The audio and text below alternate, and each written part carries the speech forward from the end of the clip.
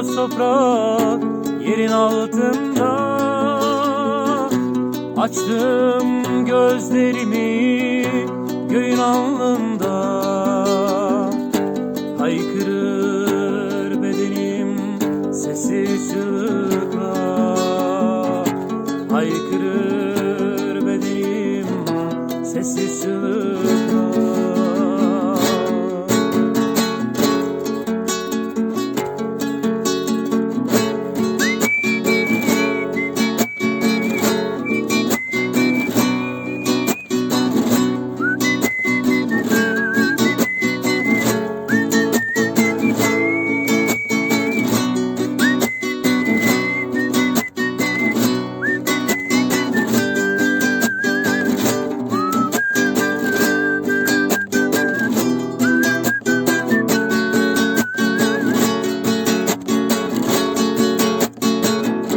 Yıkım olmuş her bir yanım göçük altında.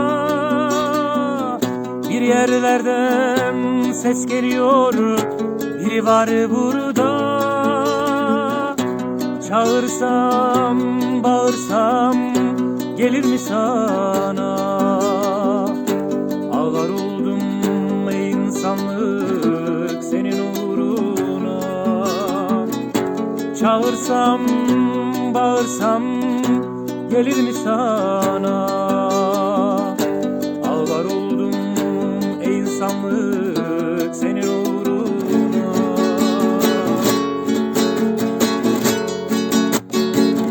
Karanlığın sorgusu sayesinde açtım gözlerimi. Bir yanım telaş, bir yanım enkaz yolları. Bir yanım veda edercesine bakan solgun yüzler. Bir yanım göçük altında. Haykırsam sesim gelir mi sana? Yıkım olmuş her bir yanım göçük altında. Bir yerlerden ses geliyor, biri var burada. Çağırsam, bağırsam gelir mi sana? Ağlar oldum ey insanlık